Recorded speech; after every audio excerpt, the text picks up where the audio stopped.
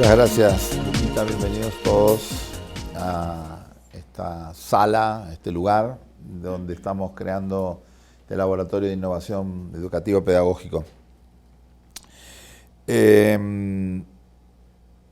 Muchos de los que están acá dicen, bueno, se acuerdan con mucho cariño de cuando eran chicos, de cuando iban al jardín de infantes. No sé cómo se llama acá, el preescolar, ¿no? El jardín de infantes. Y quienes todavía tienen acceso al jardín de infantes van a encontrar que, si bien es cierto que se está burocratizando, que se está formalizando demasiado la enseñanza de todos los niveles, hay muchos más grados de libertad que los que tenemos a partir de que entramos en la primaria, en la secundaria, en la universidad, donde fuera, ¿no? Y en los trabajos, propiamente dichos, ¿no? Se imaginan que estos niñitos, que a mí me hacen acordar mucho a los monitos, los que tienen menos de 5 años, porque se mueven de un lado para otro, saltan, se tiran al piso, juegan, van y vienen. En realidad, todos hemos sido monitos, ¿no? Hasta que entramos en el círculo de la alfabetización, de la socialización, de lo que fuera, y nos regimentaron, ¿no? O sea, nosotros estamos acostumbrados a hacer lo que se nos da la gana, en el horario que queríamos, y la escuela es el primer lugar fordista, taylorista, donde dicen, bueno, se acabó el uso libre del tiempo y ahora de ahora en adelante hay que hacer lo que hay que hacer en cada momento, en cada lugar, en cada espacio, ¿no? Habrá unos lugares donde eso no es tan así, pero en general es muy así. Y de repente nos encontramos con la gran crisis educativa en México, en América Latina. Estaba viendo unos números ayer, por ejemplo, en la Argentina se reciben solo el 41% de los chicos que entran al secundario, que a su vez es la mitad de los chicos que entran a la primaria. O sea que llegan a terminar el secundario entre el 20 y el 25% de los chicos que entran a la escuela. O sea, es una tasa horripilante. En cualquier empresa, si uno tuviera ese tipo, si el 75% de los productos que hiciéramos salían fallados, nos echarían a todos al día siguiente. Bueno, este sistema sigue funcionando. Tal vez en México no sé cuál es el número, en Chile es mucho más bajo, en Chile se recibe el 80% de la gente que entra al secundario. Tiene una efectividad mucho más alta. Pero en el mundo la tasa es muy baja. Quiere decir que algo no está funcionando en las escuelas, algo no está funcionando en el sistema educativo, algo no está funcionando en lo que tiene que ver con el interés de la gente, etc., ¿no? Y de repente uno se encuentra con cosas increíbles. Estuve este fin de semana de viaje y me encontré con este libro. Yo soy un gusano de los libros, me encantan los libros, me fascinan los libros. Este libro se llama Inventología. Inventología. Cómo soñamos con cosas que cambien al mundo. Y la persona que lo escribió, que yo no lo conocía, porque este libro yo no sabía ni que existía, ni sabía la persona que lo escribió. La persona que lo escribió se llama Pagan Kennedy. Se van a acordar porque Kennedy. Pagan Kennedy, ¿no? Y es una columnista del New York Times, que viene de hace como 10 años investigando cómo la gente inventa cosas. Y lo primero que inventó, porque tiene una serie acá de láminas, lo primero que muestra ella es algo que yo no sabía ni que era un invento, que es este aparatito que lo que hace es levantar pelotas de tenis cuando uno está en la cancha, ¿no? Si alguna vez alguien tomó una clase de tenis, habrá visto que viene el profesor de tenis, y como el profesor de tenis juega con 100, 200, 500 pelotas, el profesor de tenis no va agarrando una por una, ¿sí? Sino que tiene un aparatito que lo pone así y levanta la pelota. Yo digo, ¿y eso qué? ¿Lo inventó alguien?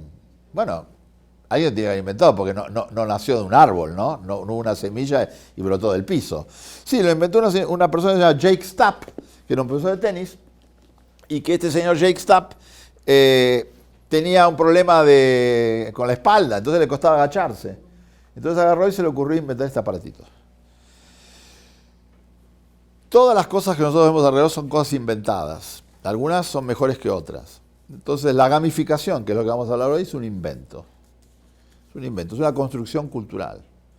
Es algo que nació en algún momento histórico, en parte porque hay fallas en el sistema educativo, y en el sistema laboral sobre todo, porque la gamificación no tiene tanto que ver con la educación, sino que tiene que ver con el aumento de la motivación en el trabajo, incluyendo lo educativo, ¿no?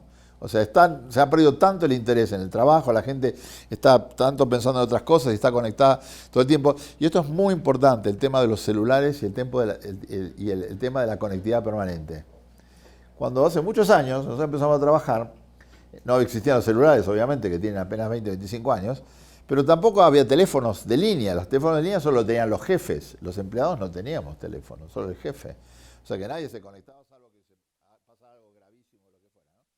Entonces, esa posibilidad de estar conectado con el afuera, ¿no?, que tiene el celular, cambia completamente lo que es el adentro. Porque se vuelve todo poroso, te vuelve todo conectado. Entonces es mucho más difícil que pase lo que pasaba antes, concentración, atención, exclusividad, dedicarse estrictamente a esto, ¿no? Eso tiene que ver con los inventos y tiene que ver con el celular. Entonces yo le había puesto a la charla inventología, gamificación y herramientas para pensar. Porque nosotros necesitamos pensar todo lo que está pasando. Esto que ven acá es un monumento.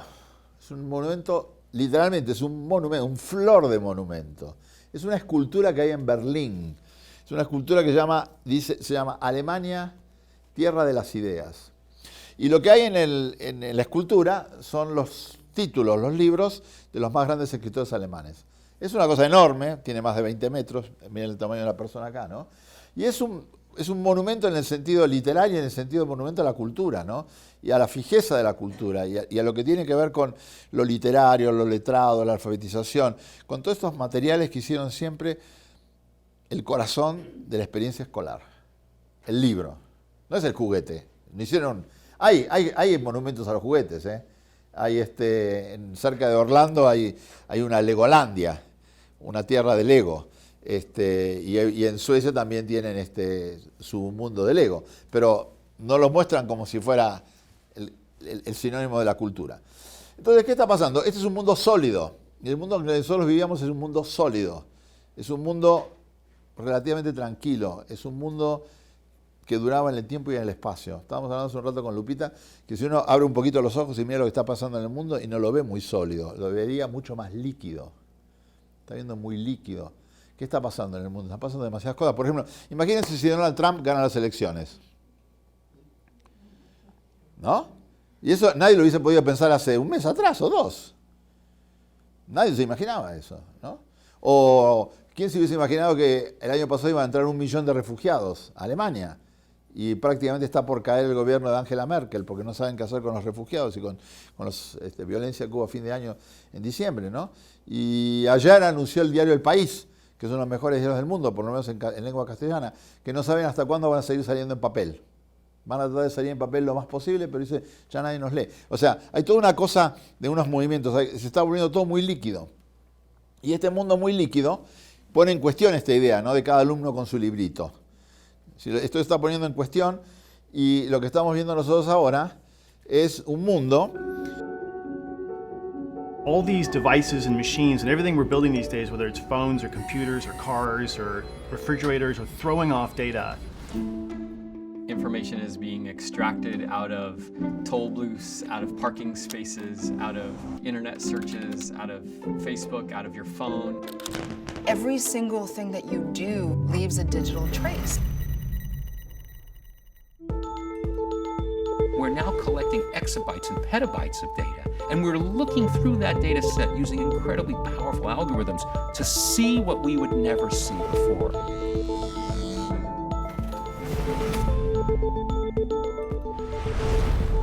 The whole world is being recorded in real time.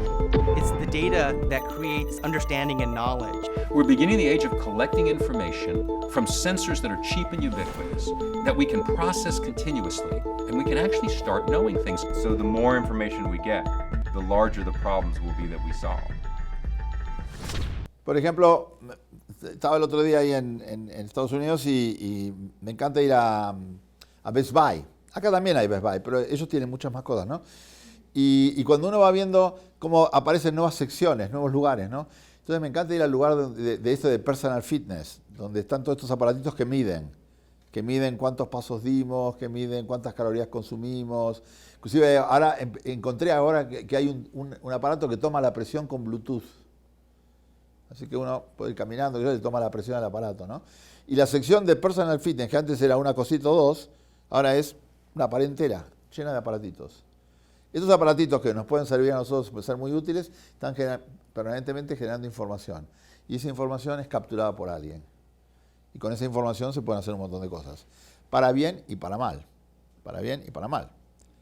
El que más capta la información, fundamentalmente Facebook, Google, Amazon, Apple. Pero también hay una rama nueva, y esto tiene que ver con lo que tenemos que charlar hoy de la gamificación, que se llama Learning Analytics, la analítica del aprendizaje, que tiene que ver con eso, con captar información acerca de cómo vamos aprendiendo, qué vamos haciendo, ¿no? Esto es un trailer de una película. Anything that's going to change the world, by definition, has to be able to change it for the worse as much as for the better. It doesn't work one way without the other. Now today, it's nearly impossible to be truly anonymous. There are going to be some really interesting questions as people's lives become more transparent. I think that's one of the key challenges of big data. It has so much opportunity for both good and for also really screwing up our system.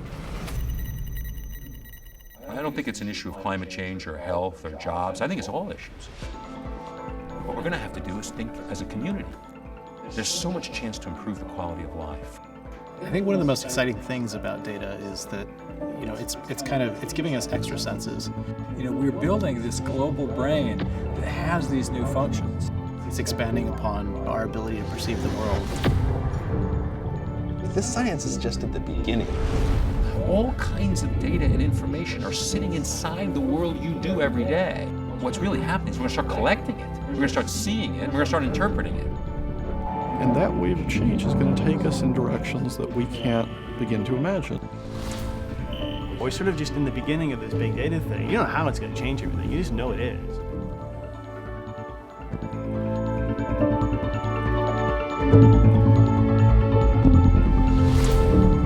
Así se llama la película, ¿no? Se llama La cara humana del Big Data, ¿no? Cuando ciertos temas o ciertas cuestiones llegan a los kioscos de las revistas es porque algo muy importante está pasando. Está la revista Time, que vendría a ser como Proceso de acá, solo que tiene como 20 o 30 ediciones en todo el mundo y hace 5 millones de copias por semana. Este dedicado a la realidad virtual, que es algo de lo que se viene hablando hace 10, 15, 20 años, pero que ahora está pasando. Y hay un aparatito que se llama Oculus Rift, que es el aparatito que creó un chico de 20 años, un poco más grande que vos, hizo ese aparatito hace 4 o 5 años, se llama Lucas Palmer, y ese aparatito se lo vendió a Facebook. Y Facebook se lo compró y hace un mes que lo está vendiendo en los kioscos, vale $600, sigue siendo caro, pero es una herramienta de realidad virtual perfecta. O sea, uno se lo pone, lo trajeron acá hace poquito, y uno está totalmente metido dentro de una realidad virtual como nunca se lo pudo imaginar antes. Prácticamente no pesa y no tiene latencia como tenía antes, entonces uno está directamente metido dentro de la realidad virtual, ¿no? Esta es la revista Time de esta semana. La revista Time de esta semana dice: se acabó el tráfico, no va a haber más accidentes, no va a haber más muertes. Lo único que uno tiene que hacer es renunciar a derecho a manejar. Y está hablando de los coches de Google, de los coches automáticos, que se calcula que entre 10 y 15 años van a ser los coches en que todo el mundo va a tener. O no va a tener, porque no van a ser de nadie estos coches, sino que van a ser coches que se van a compartir. Si eso pasa, cambia completamente cómo vamos a vivir nosotros de ahora en adelante. Y acá todo el marketing de la era social, o sea, una cantidad de cosas que están pasando que son tremendas. Para bien o para mal, como lo dijo Yoito recién en el video, lo interesante de esta tecnología, porque esto del data, el Big Data, ¿qué es? Es un nuevo mundo. Los aparatos crean nuevos mundos. Los dispositivos, son teoría incorporada, crean nuevos mundos. Cuando se inventó el microscopio, se inventó la célula. Sin microscopio no había célula. Cuando se inventa el telescopio, se inventa la astronomía, se inventan los astros, se inventa un nuevo mundo. Se expande totalmente las posibilidades de entender, hacer, moverse, etc. ¿Y esto qué es? ¿Qué aparato está manejando todo esto? Se llama el datascopio. El datascopio. Teníamos telescopio, teníamos microscopio, ahora tenemos datascopio. Un aparato que permite manejar todos estos datos. Y en el caso de los videojuegos y la gamificación, el datascopio es fundamental, es muy importante. Entonces, ¿es bueno o malo? Depende, para quién, dónde, cómo, etc. Fíjense esto es una cosa que tiene unos años ya, y la pregunta es si Google nos está haciendo estúpidos, si los datos nos están haciendo estúpidos, si los juegos nos están haciendo estúpidos, ¿no? Todas estas preguntas. ¿Nos hace estúpidos o nos hace estúpidos? Ah, bueno, veamos, no sabemos todavía. Esta señora es la primera antropóloga de la computación que hubo, se llama Sherry Turkle. viene escribiendo sobre estas cosas hace unos 35 años. Y es un caso súper interesante, Jerry Turkle, porque durante muchos años estuvo a favor de la tecnología y hoy está totalmente en contra de la tecnología. Uno podría decir, bueno, porque se le fueron atrofiando las neuronas, como pasó el tiempo, se volvió más viejita, a lo mejor, no sé, se separó, yo no sé qué pasó. No, es mucho más complejo que eso. Lo que pasó es que ella era una tecno-optimista y ahora se volvió una tecno-pesimista. Y ella era una tecno-optimista porque en el momento que ella empieza a trabajar antropología de la computación, escribe un libro en el año 84 que se llama El segundo yo, el espíritu humano y las computadoras. Escribe después un libro fantástico sobre las múltiples pantallas. Y sin embargo ahora ella cambió completamente su visión. Y ahora está diciendo, nosotros crecimos, pero ¿nuestra tecnología habrá crecido? Y en los últimos 2 o 3 años publica 2 libros ella. Miren qué interesante está en castellano ya. Se llama Alone Together, solos juntos, cuando esperamos más de la tecnología y menos unos de los otros. Alone Together. Muy interesante. Porque uno con Facebook, con Twitter, con Pinterest, con todas estas cosas diría, bueno, estamos todos conectados, estamos mejor, ¿no? Estamos cada vez más en comunidad, como decía el hombre antes, ¿no? A lo mejor no, a lo mejor estamos juntos, pero solos, no sabemos. Ella es antropóloga de la computación, tiene muy buenas intuiciones. Y no contenta con esto, acaba de sacar, porque esto salió hace unos 2 o 3 meses, este libro. Y está pidiendo que volvamos a conversar. Está diciendo, volvamos a hablar en la era digital, ¿no? The power of talking in the digital age. Y ella está pidiendo todas estas cosas. Esta es una revista maravillosa, El Nuevo Filósofo. The New Philosopher es una revista australiana. Este es el último número, el número 11. Todo esto está en internet, eso es lo bueno de las cosas. Todo esto que están mirando está en internet, después le vamos a subir la presentación para que la puedan bajar y le vamos a mandar inclusive una narrativa de muchas de estas cosas escritas para que puedan tenerla como texto, ¿no? Y este número está dedicado a tecnología y su cerebro, ¿no?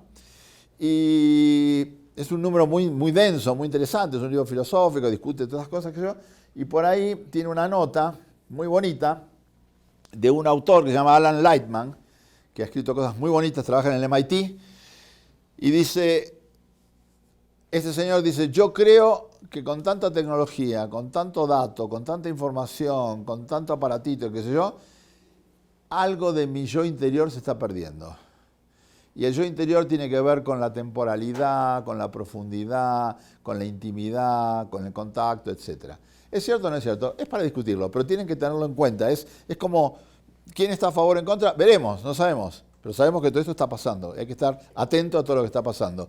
Atento a la tecnología, atento a las modificaciones en las cosas. Gran parte de esto se le achaca a Facebook. Facebook sería uno de los grandes culpables. Facebook en este momento es el país más grande del mundo. Tiene 1.600 millones de habitantes. Si uno no está en Facebook, no existe. Y entonces el yo interior estaría carcomido por eso. Este EduLab, donde están ustedes acá, que está acá enfrente, después les vamos a dar una vueltita por ahí, tiene que ver fundamentalmente con hacernos estas preguntas y ver qué tiene que ver esto con la enseñanza, el aprendizaje, la tecnología, los docentes, los deseos, los intereses, ¿no? Varios de ustedes dijeron, les llamó la atención esto de enseñar el juego y jugar la enseñanza. Y en realidad la pregunta sería no tanto si estas cosas no pasaban, porque sí, pasaron mucho, sino por qué se filtran, por qué terminan cuando uno cumple 5 o 6 años, ¿no? ¿Por qué el juego se acaba en el aprendizaje en la escuela cuando uno entra en la escuela primaria? Y lo que nosotros sabemos es que esto, lo que está mostrando es un agotamiento, pero también puede ser una reinvención de la experiencia escolar clásica, ¿no?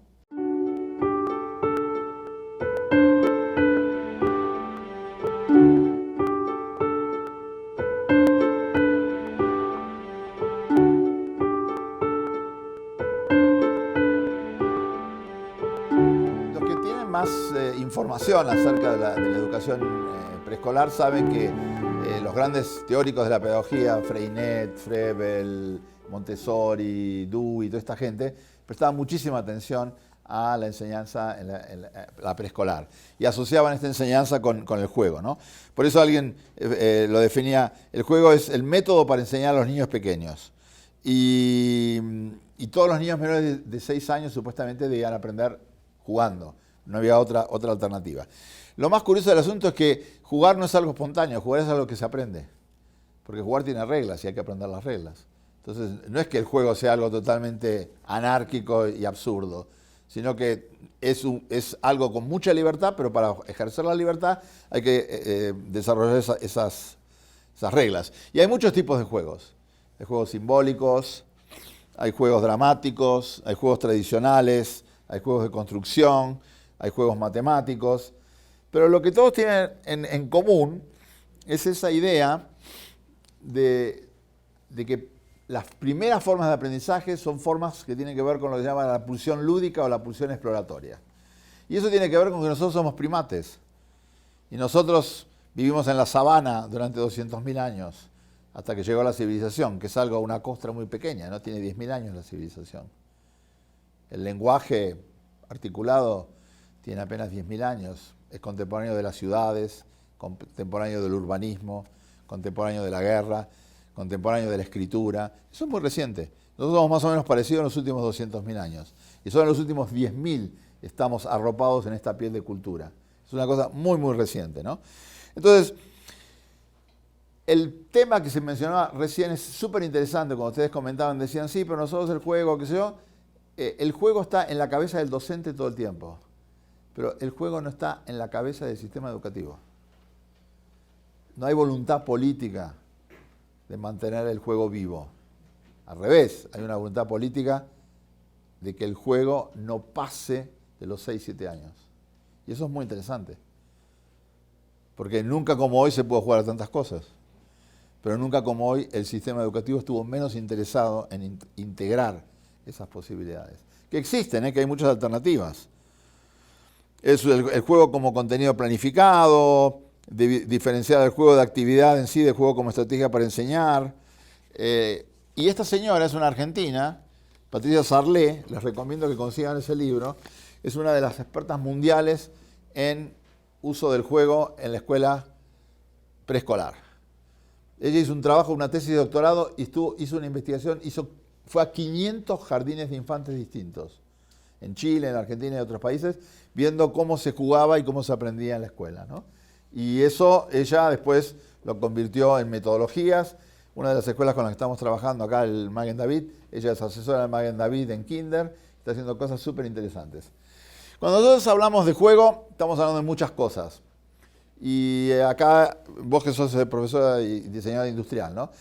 Estamos hablando básicamente de algo que hoy se llama arquitecturas de aprendizaje. O sea, no se puede aprender cualquier cosa en cualquier lugar. El entorno espacial es determinante de qué se aprende y cómo se aprende. Y esto es algo bastante reciente, no hay mucha tradición en arquitectura de aprendizaje. Fíjense que las escuelas, sobre todo las públicas, son todas iguales en todos lados, o lo eran hasta hace poco. Las privadas tuvieron un poquito más de libertad, y ahora estamos empezando a entender que es todo al revés, que si nosotros no reinventamos el espacio, no podemos reinventar el aprendizaje.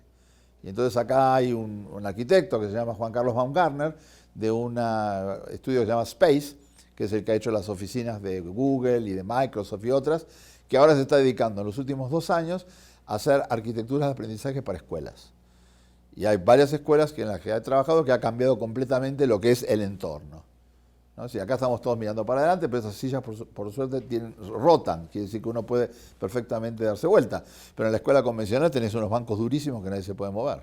No solamente ahí, yo estoy haciendo unas cosas con Centro de Diseño, que se supone que es uno de los lugares más sofisticados que hay de diseño en México, y tenemos un aula que es un desastre. Ya el otro día la queríamos quemar el aula, ¿no? Porque dicen eso en Casa de Herrero, cuchillo de palo, ¿no? Porque estábamos todos que nadie se podía mover, las mesas no tenían rueditas, necesitamos rueditas en todos lados, ¿no? Entonces, este tema de las arquitecturas de aprendizaje está muy ligado a este tema del juego. Nosotros en Buenos Aires, en una escuela secundaria, hicimos, tal vez no muy planificadamente, pero sí con una buena intuición, hicimos un cambio educativo muy profundo, porque decidimos trabajar con un conjunto de 60 chicos que eran de escuela secundaria, y lo primero que hicimos fue mezclar a los chicos, no tomando en cuenta los años en los que estaban, ¿no? Porque una de las cosas fundamentales del sistema educativo es dividir a los chicos por la fecha de nacimiento. Y la fecha de nacimiento tiene bastante poco que ver con desarrollo, maduración, habilidades, competencias, etc., ¿no? Entonces nosotros lo que hicimos fue combinar chicos de segundo y tercero, chicos de cuarto y quinto, y lo que hicimos básicamente fue eliminar las materias y convertir todo en proyectos. Y trabajar básicamente por proyectos que tenían mucho que ver con esta cuestión del elemento lúdico, ¿no? Entonces, esto del lúdico lo llevamos también a la universidad. No es una cosa que tiene que ver con el jardín de infantes. Hay toda una tradición que se llama EduPunk, que la vimos mucho en educación disruptiva, que tiene que ver con esta idea de enseñar jugando. Y acá estábamos en una cátedra universitaria de 22, 23 años haciendo lo mismo, desarrollando videojuegos, desarrollando trabajos dentro de Facebook y en otras áreas, ¿no? Entonces, ¿qué relación hay entre juegos, videojuegos y gamificación? ¿Qué son estas tres cosas? ¿De qué estamos hablando, no? Los videojuegos ya son una tradición, porque uno cuando habla de videojuegos está hablando de algo que ya tiene 50 años en Occidente. El primer juego nadie sabe cuál es exactamente, pero dice, fue Space Invaders, fue Pong, fue alguno de esos juegos y eso tiene 50 años. O sea que hay gente que ya ha venido jugando 30, 40, 50 años. Hay adultos, porque el jugador medio de videojuegos no es como se cree el niño, como él bien dijo, juega al de la FIFA nada más, no le interesan los videojuegos. El jugador promedio de videojuegos es de 40 años. Es una persona que vino jugando hace 20 años y que sigue jugando hoy. Con vergüenza, sin vergüenza, a escondidas o no, como otras cosas. Pero bueno, tiene una gran tradición esto, ¿no? Entonces, tenemos los videojuegos.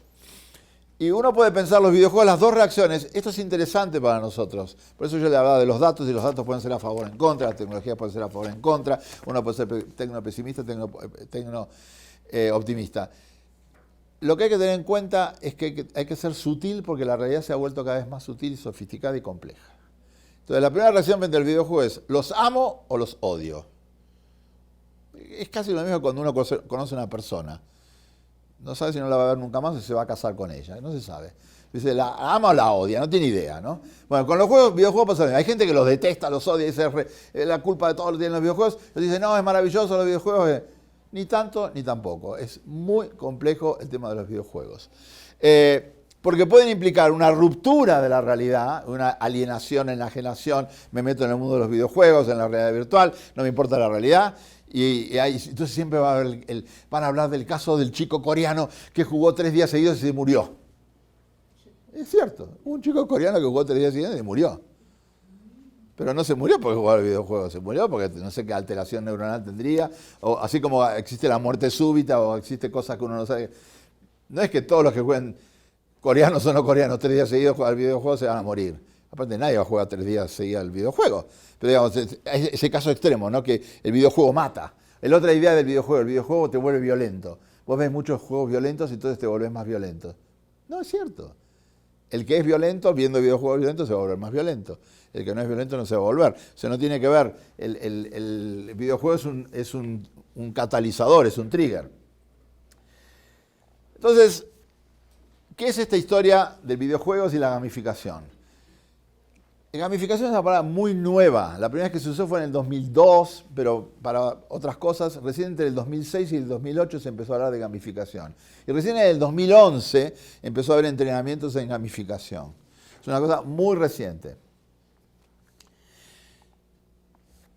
Una de las expertas en videojuegos más interesantes que hay se llama Jane McGonigal. Jane McGonigal. Yo tuve la suerte de conocerla, estuvimos juntos en un evento en Madrid y ella es una fanática total de los videojuegos. Según ella se juegan pocos videojuegos, habría que jugar mucho más sobre videojuegos. Y tiene, para ella, la palabra que define el videojuego es el del epic win. O sea, que uno gana cuando termina de jugar el videojuego y es una victoria épica. O sea, a ese nivel pone el videojuego, ¿no? Y tiene estas fotos en algunas de sus presentaciones de cómo la gente se enloquece jugando a los videojuegos. Pero también se enloquece haciendo otras cosas, ¿no? Pero en este caso se enloquece jugando a los videojuegos.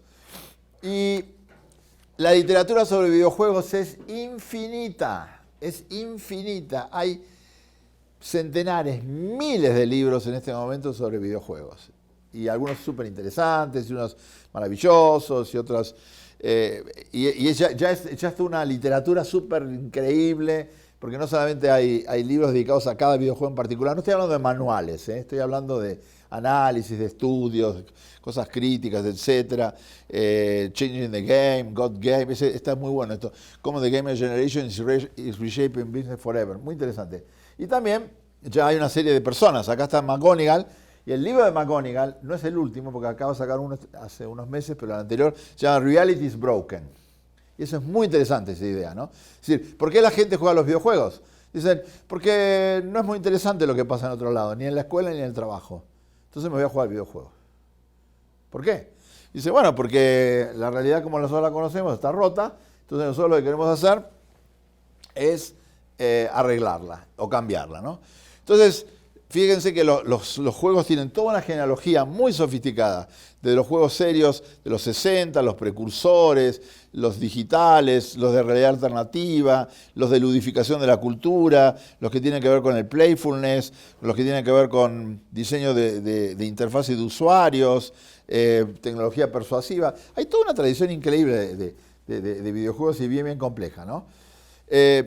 Y los chicos que juegan videojuegos hoy no son como nosotros hace 20 o 30 años, que jugábamos al videojuego y hacíamos ping.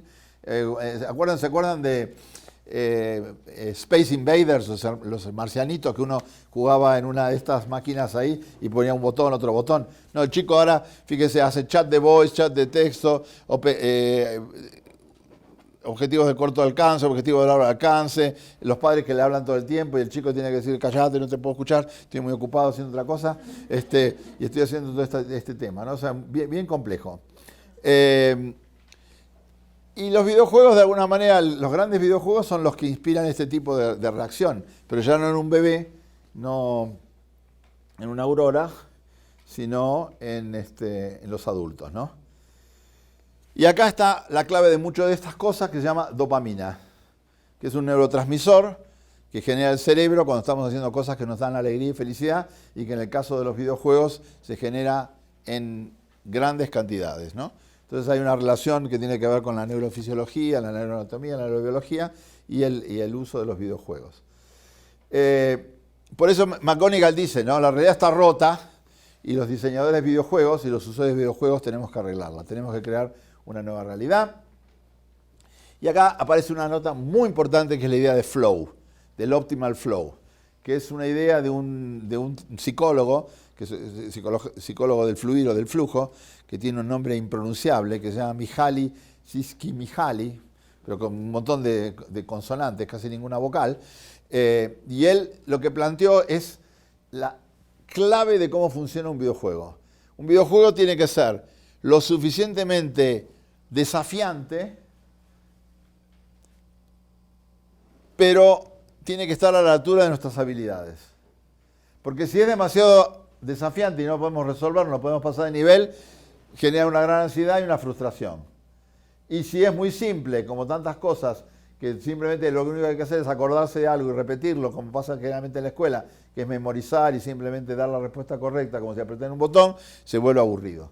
Entonces el optimal flow está, ¿no?, entre las habilidades que cambian dentro de cada persona. Alguien dijo antes, pero en la aula tenemos 50 alumnos, entonces ¿cómo vamos a hacer con esto?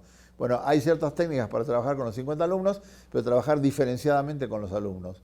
Porque le estaba comentando a Lupita que cada vez queda más claro que lo que mata la posibilidad de hacer algo interesante en el aula es la heterogeneidad del público, como pasa en cualquier cosa. Entonces acá hay algunas cosas, uno dice, pero está hablando de cosas muy básicas, y otro dice, no, está hablando de cosas muy complicadas. Entonces, ¿cómo haces para combinar eso? En la escuela pasa lo mismo. Ustedes son todos docentes, o tuvieron experiencia docente, todos fueron alumnos, por supuesto, todos fueron docentes, y saben que de repente algo que uno puede resolver en un día, el otro necesita un año para resolverlo. Entonces, ¿cómo haces? Lo que habría que hacer es cambiar completamente, probablemente como pasa a veces, ¿no? Tendríamos que juntar a chicos de 14 años con chicos de 3, no, de 3 no son muy chiquitos, pero de 5 o 6, ¿no? Porque los perfiles son totalmente distintos. Entonces, esto es una cosa absolutamente clave en todo lo que tiene que ver con juegos y videojuegos, que es el flujo óptimo y cómo generarlo, ¿no? Uno de los lugares donde uno más aprende en este momento son las charlas TED. Van a TED.com y en TED.com ponen gamificación en el buscador. Y les va a dar, no muchas, les va a dar 9 charlas en gamificación. Para juegos hay muchas más cosas, pero para gamificación les va a dar 9. De esas 9 hay 3 que yo menciono acá.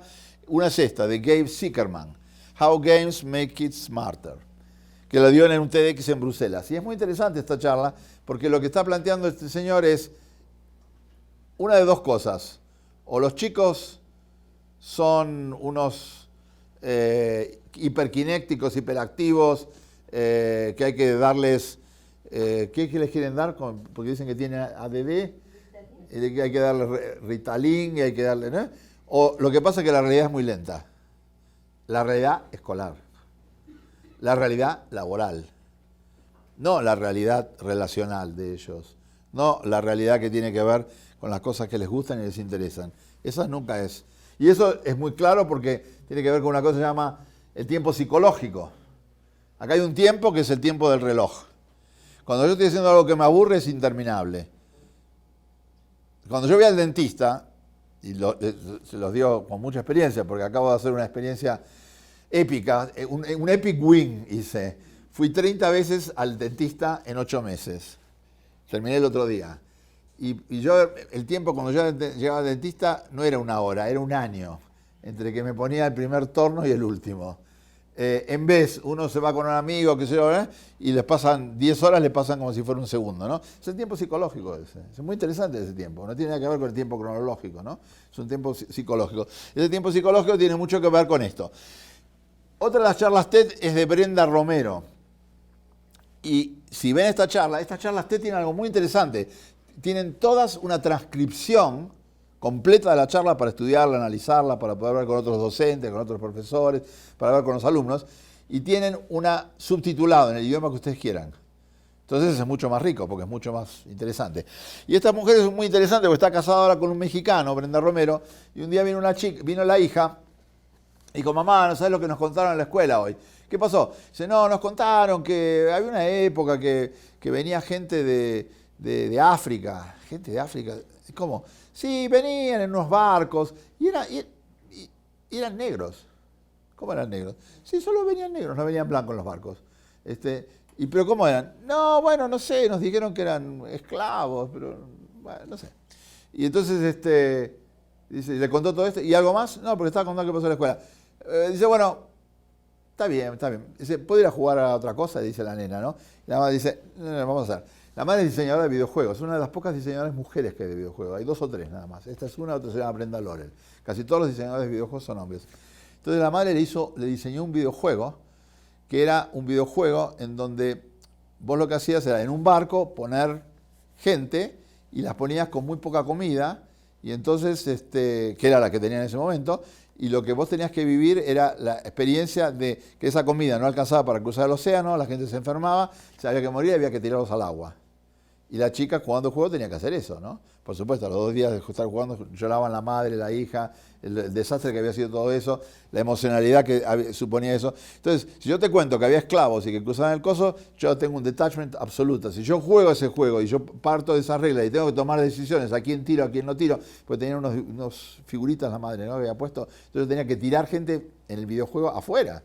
Que se ahogaban o los tiraban, que se morían, ¿no? Entonces ahí ya no era tan gracioso, no era una cosa con este detachment que puede tener el texto o que alguien me cuente algo, ¿no? Sino que había un involucramiento afectivo que era muy potente. Así que búsquenlo y fíjense cómo se llama, ¿no? Jugar para entender, jugar para sentir, ¿no? Jugar para vivenciar, jugar para experimentar.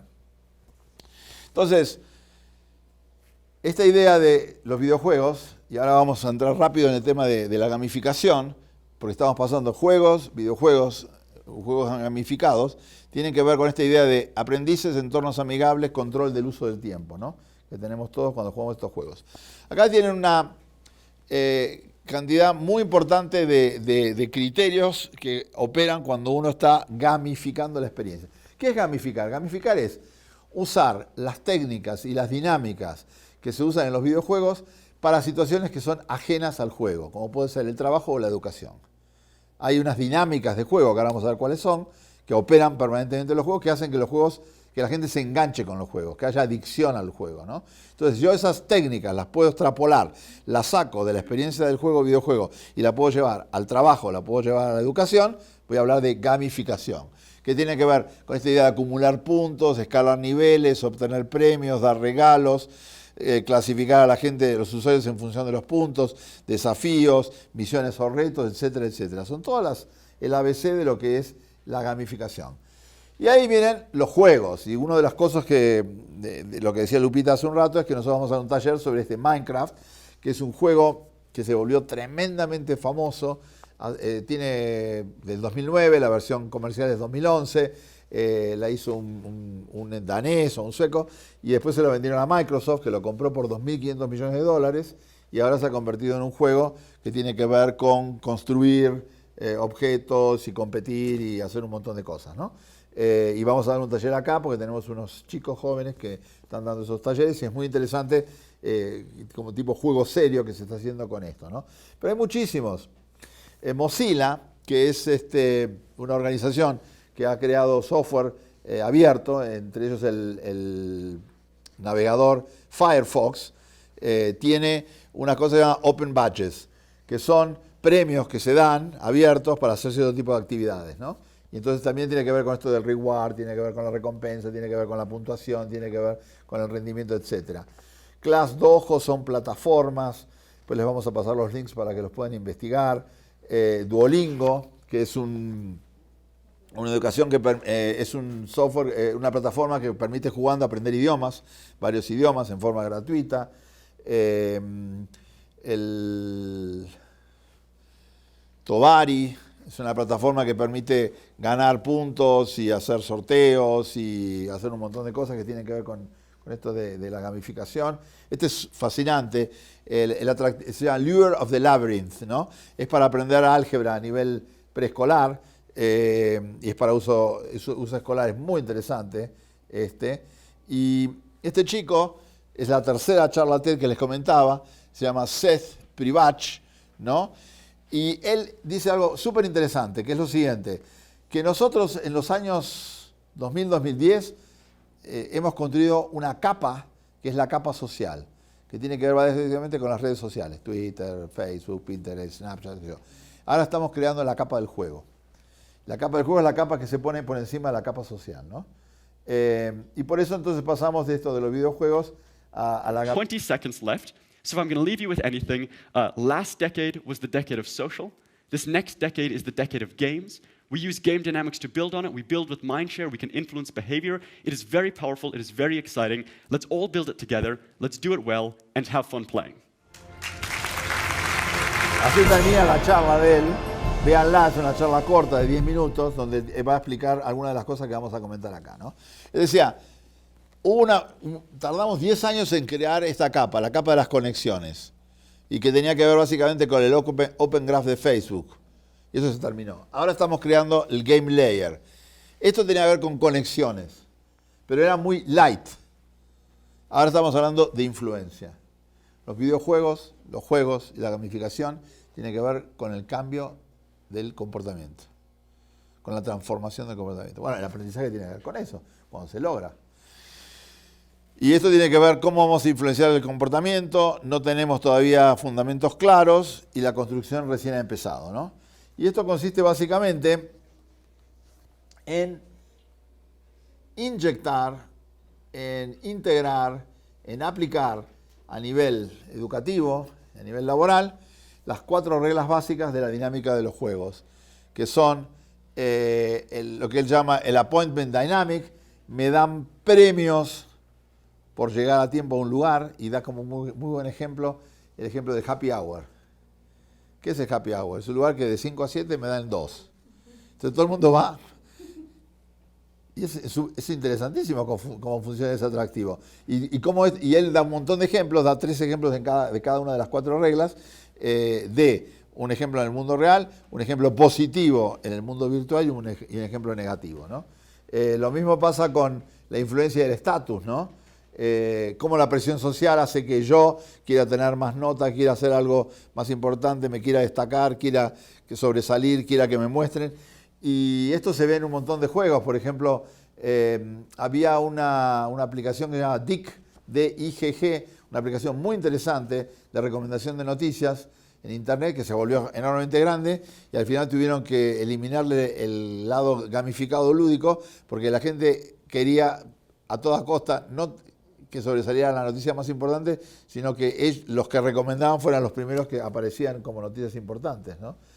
La progresión dinámica, ¿no? Cómo se va completando las tareas, es una cosa básica de todos los procesos de gamificación. Y el último punto es lo que alguien mencionó al principio, que es el descubrimiento colectivo, ¿no? Donde, por ejemplo, se pone de consumo a toda una comunidad para resolver un problema. Hubo un fenómeno fantástico hace 2 o 3 años que la NASA hizo un juego en Estados Unidos y escondió 10 globos gigantescos a lo largo de todo el territorio de Estados Unidos. Imagínense, 10 millones de kilómetros cuadrados. ¿Cómo hacemos para encontrar 10 globos que son, por más que son grandes, pero están perdidos ahí, ¿no? Bueno, lo usaron con gamificación. Hicieron como una especie de pirámide de Ponzi, donde si alguien veía un globo, le daban tantos puntos y ese que daba globo le recomendaba al otro, etcétera. Lo ganó un equipo del MIT. En 12 horas encontraron los 10 globos que había perdidos en Estados Unidos a través de un formato de gamificación. Y ahora, para ir cerrando y terminando, es esta tensión. Yo creo que todo tiene que ver con tensión. ¿Se acuerdan que hablaba tecnofílico, tecnofóbico? Estábamos hablando de si los videojuegos eran buenos o eran malos. Estábamos hablando si Internet hacía bien o nos estaba friendo el cerebro o nos estaba potenciando, etcétera. Bueno, con la gamificación es exactamente lo mismo. Hay que trabajar mucho más en tema de gamificación, hay que jugar mucho más para ver de qué estamos hablando. Pero hay esta tensión, la gamificación, ¿no? Está entre la cultura corporativa, o sea, que la gente trabaje mejor, sea más eficiente, más productiva, y la reinvención de la imaginación, que tiene que ver con la libertad, que tiene que ver con la potencia, que tiene que ver con el descubrimiento, ¿no?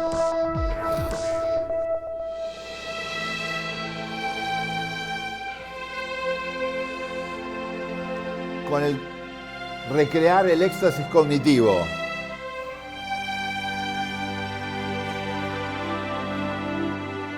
So I came across this idea the other day. I think it was Aristotle who put it out there, but it was this notion that human beings don't care about spectacle. What they care about is ecstatic understanding, comprehension. In other words, cognitive ecstasy, defined as an exhilarating neurostorm of intense intellectual pleasure. The book, The Ravenous Brain, talks about this idea that consciousness is obsessed with pattern. Pattern is structure. Structure emits the chaos, a signal in the noise. And when we find patterns, when we connect the dots, we experience this cognitive ecstasy, this exhilarating neurostorm. And, we get children, they're young, they're learning all the time, they're creating new synaptic... Esto es bien interesante, ¿no? Este es un loco total, está totalmente loco, está súper acelerado el hombre, pero es brillante, es maravilloso, ¿no? Y lo que está hablando básicamente es esta idea de la pauta que conectan, de cómo podemos buscar cosas que aparentemente no tienen ninguna relación y encontrar esa conexión.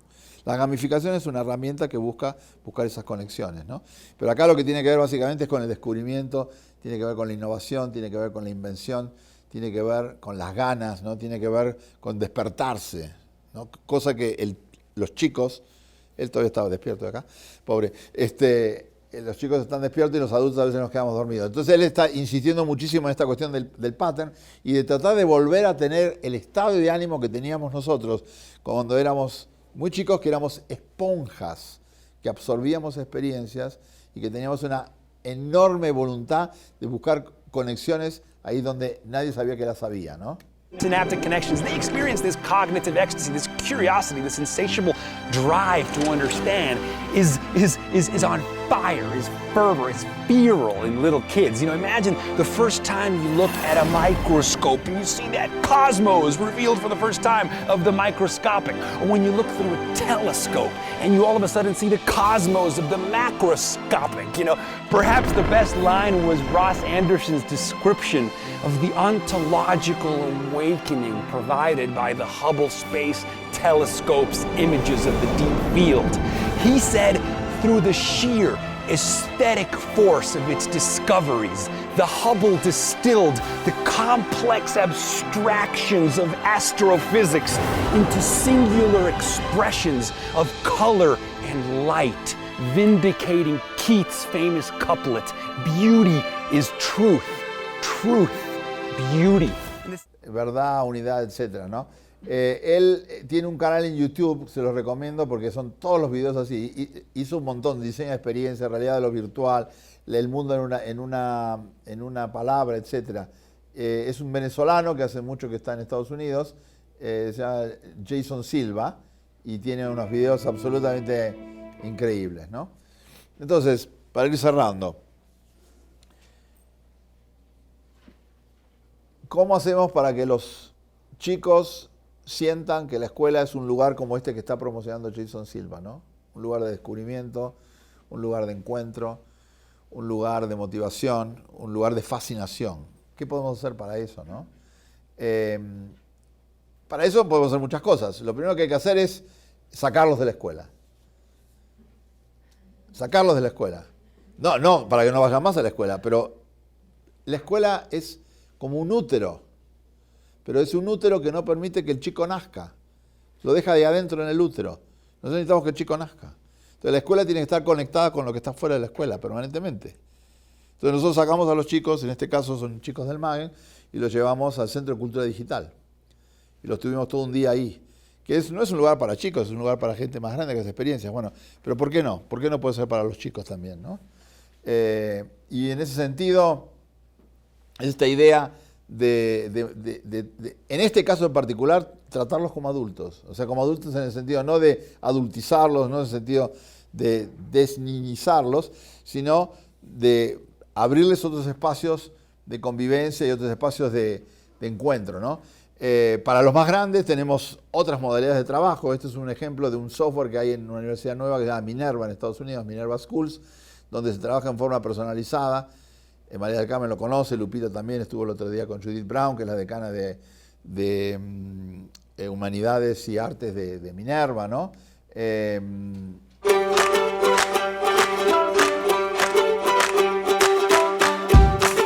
es esta idea, ¿no?, de mover la cosa.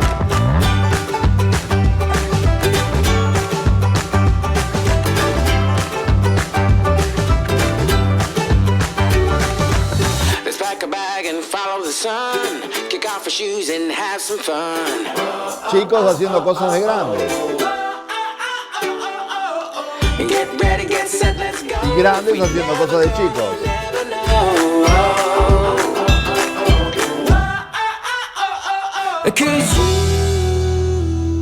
Esto fue cuando estamos organizando esto de vuelta ahí en el Centro de Cultura Digital. Y esto es una cosa que quiero que se lleven como idea muy potente, ¿no? De que el mundo que yo les comentaba al principio era un mundo confuso, complejo, y es un mundo VUCA. Un mundo VUCA es un mundo que es volátil, incierto, complejo y ambiguo. Volátil, incierto, complejo y ambiguo. Y la educación, para funcionar, tiene que funcionar en este mundo que es volátil, incierto, complejo y ambiguo. Entonces la educación también va a tener que ser volátil, incierta, compleja y ambigua. Ya no cosas cerradas, land of ideas, esos libros duros, ¿no? Esa forma, no porque sea aburrida como se hace, no tiene nada que ver con el aburrimiento, no. Acuérdense que el aburrimiento es relativo, lo que es aburrido para uno es entretenido para otro. Tiene que ver con esta idea de incertidumbre, tiene que ver con esta idea de cambio, de volatilidad, tiene que ver con esta idea de complejo, sobre todo de complejo y sobre todo de ambiguo, ¿no? Y en este mundo VUCA hay que hacer como hace esta chica, ¿no? Que no se quiebra bajo presión. No nos podemos quebrar bajo esta presión. Porque era fácil cuando era todo fácil, pero ahora que es todo difícil, igual tenemos que no podemos quebrarnos bajo esa presión, ¿no? Y si hay que hacer algo, es amplificar al infinito la curiosidad. Alberto Mangel es un gran escritor argentino, que ahora lo nombraron director de la Biblioteca Nacional de Argentina, y él escribió este libro que se llama Curiosidad, una historia natural, ¿no? Entonces, como consejo, gamificación, videojuegos, etcétera, amplificar la curiosidad. ¿Cómo se hace? Gran misterio. Lupita nos va a dar un curso un día sobre amplificación de la curiosidad. Mi abuela es muy linda, joven. A veces bueno y a veces muy rezongón. Esto es una computadora. Mira. Vamos a tener acá. Estamos en internet. Ponemos Google 99. ¿Está bien así? La apaga así. Ahí está apagada. Y ahí está prendida. X. Sí. Pasás. el cuadrado le pegas al algo. Apagada, ¿Apagada? prendida. Bravo. ¿Cómo se llamaba el aparato? MP4. MP4, muy bien. Le enseñamos a la Babi a llamar por teléfono, mami. Mira, mami, mira, mami. A ver, te miro. ¿Yo no puedo saber tu contraseña? No. ¿Por qué? Porque si no, me la pueden hackear y me pueden robar y usar. Bueno, es una máquina que puedes cliquear y si quieres cliquear alguna cosa, puedes buscar información, como buscar información de los indígenas, buscar información. De verdad no sabe. Mi abuela ya aprendió a cerrarla porque ni sabía abrirla. Se la pasa hasta el bolero. ¿Entendiste? No entendió. Inventología, gamificación, herramientas para el pensamiento. Gracias.